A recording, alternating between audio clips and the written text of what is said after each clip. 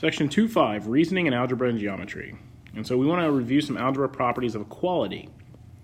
The first one we want to talk about is the addition property. So if you have A equals B, then you can essentially add C to both sides without changing the equality of the problem, thus giving us A plus C equals B plus C.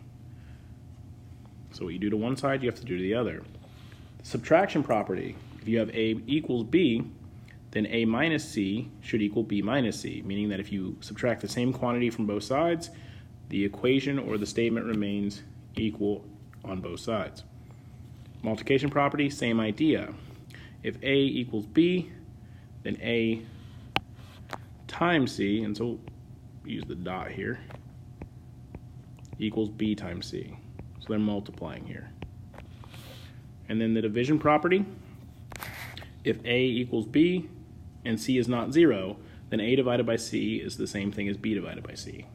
So multiplying on both sides, adding on both sides, subtracting on both sides, or dividing on both sides does not change the equality of the problem. And the act of adding, subtracting, dividing, or multiplying is its own property of equality.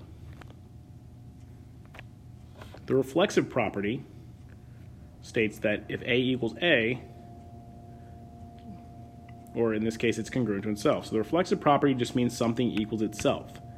So in this case, if you see 2 equals 2, that's the reflexive property. Something is being set equal to itself. An example of this with segments would be AB is congruent to AB, or angle A is congruent to angle A.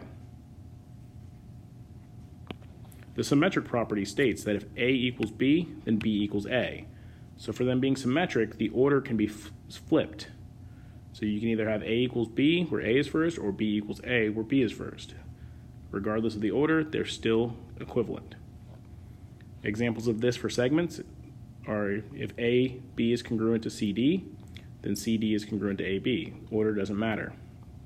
Same thing with angles. Angle A is congruent to B, then angle B is congruent to A.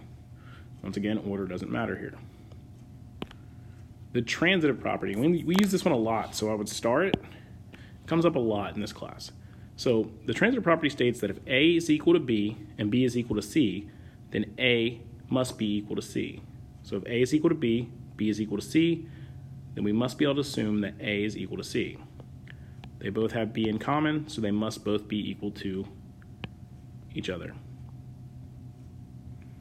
So let's say we're dealing with segments. If AB is congruent to CD and CD is congruent to EF, then we should notice that they both have CD in common, therefore AB must be congruent to EF.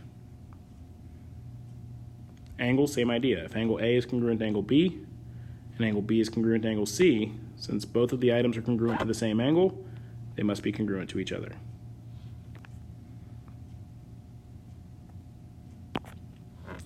The distributive property is when you use multiplication to distribute a value to each term of a quantity, whether it be a sum or difference within the parentheses. So this is just a quick review of Algebra 1. Distributive property, you apply what's outside the parentheses to both items inside.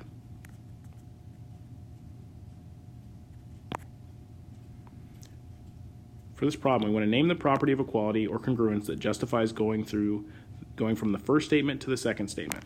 So we want to determine what property of equality or congruence is taking place. So in question 1, I have plus 9 here and 19, but all of a sudden it becomes 10. So clearly they must have subtracted. So this is our subtraction property of equality.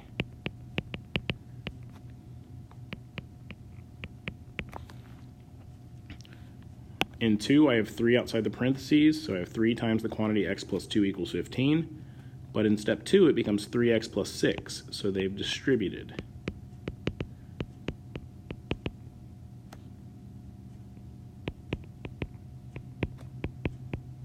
So distributive property.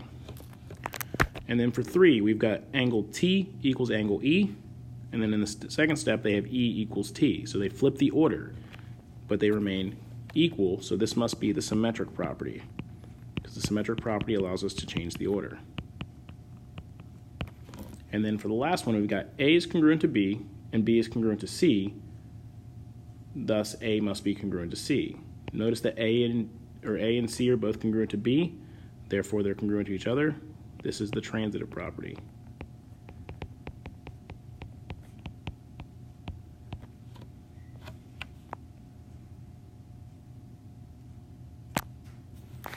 we want to fill in the reasons to justify each step.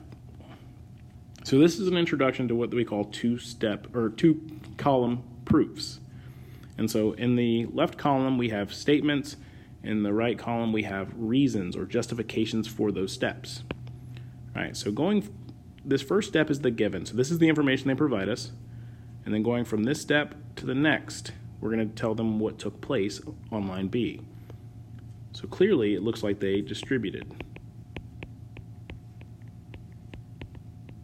So distributed property. Then on line C, we're going to go, how did they go from B to C? Well, to me, they moved the negative 24 by adding it, so this would be the addition property.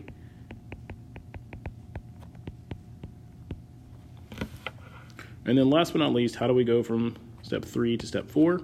Well, they had to undo the multiplication of 2 through division, so they divided, so we'll say the division property.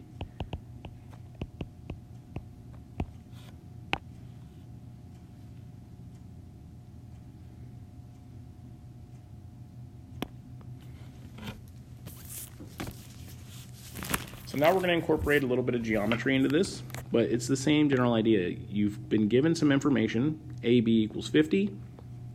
So they've told us the measurement of the entire segment here. We've got some equations or expressions, and then we're going to see what we can fill in based on the geometry we know in addition to our algebraic principles. So AC plus CB equals AB. What justifies that? Well, that's basically telling us that this piece plus this piece equals the whole thing. Well, we learned that last chapter in that segment addition postulate.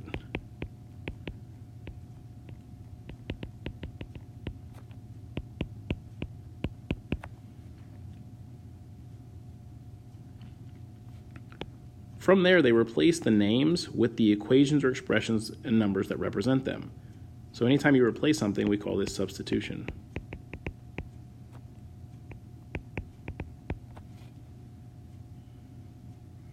From there, it's pretty evident that they decided to distribute the 4. So this is the distributed property.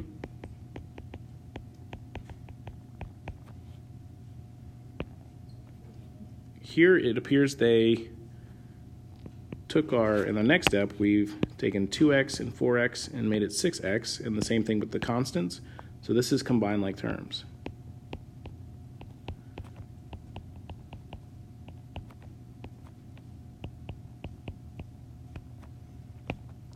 From there, we should notice that I think they've subtracted the 2, so this is the subtraction property.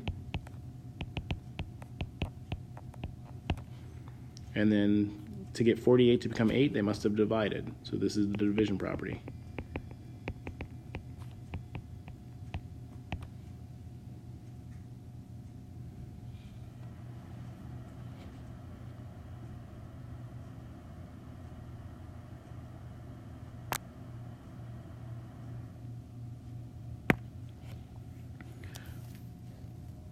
This time they're asking us to set up everything. It says, what is the value of x? List the reasons and justify each step. So we have to do both parts of this proof and list out our work as we go. The only thing they've given us in this case to start off with is that AB bisects RAN, and so we're going to put that as step 1. So we're going to say ray AB bisects angle RAN. And that's given, so they've provided it to us. If AB does bisect angle RAN, that means that we know that the two smaller angles are congruent. And so that tells us right off the bat that angle RAB is congruent to angle BAN. And we know that because of the definition of bisector. Well, to be more exact, the definition of angle bisector. Now that we know that piece, we can start plugging in what we know to solve this algebraically. So we're going to, instead of having the angle names, we're going to say what the angles equal. So x equals 2x minus 75. And we do that through substitution.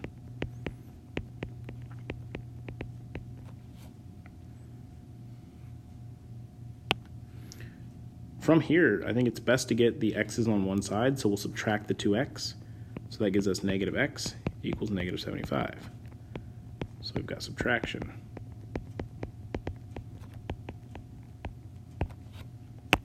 From there, we've got to get rid of the negative x, or the negative 1 on the x. So we divide by negative 1, and we're left with x equals 75.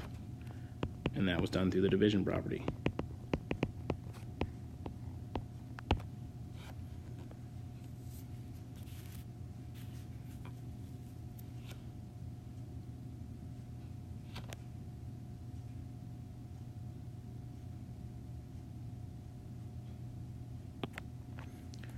All right, we've already talked about this, but just to reiterate, a proof is a convincing argument using deductive reasoning, proving why something is true. And when we get to formal two-column proofs, which we haven't looked at any really formal two-column proofs yet, they generally give you a given statement and they ask you to prove a conjecture or a statement. They want you to prove it, and that's what the proof's doing. You do your work or your statements on the left, and then you justify those with reasons, which can be theorems, definitions, things like that on the right. So this is going to look like a more traditional proof, but we're just going to fill in the blanks so we can prove what they asked us to. In this proof, they've given us that E is the midpoint of DF, and they've asked us to prove that DE equals 23. Well, based on this initial information, I know that these segments should be congruent here. All right, and so I'm going to go through this using this information as I go. The first step, or the first statement, is that E is the midpoint of DF. Well, that's given. First step of most proofs are given, so that's a pretty easy one. The second reason says definition of midpoint. Well, if I know that I have a midpoint, I should probably state what segments are actually congruent. Well, in this case, it's DE is congruent to EF. And I know that because of the definition of midpoint. If E is the midpoint, they're congruent. From there, they then plug in the equations or the expressions that represent each segment. So that's substitution.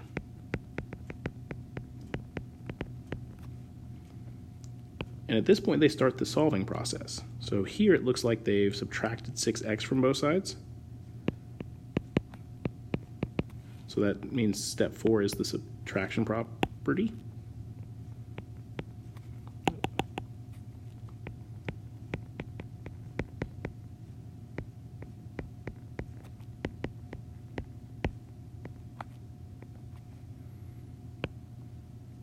Step 5, they mention the reason as the addition property of equality, so that means they must have added something.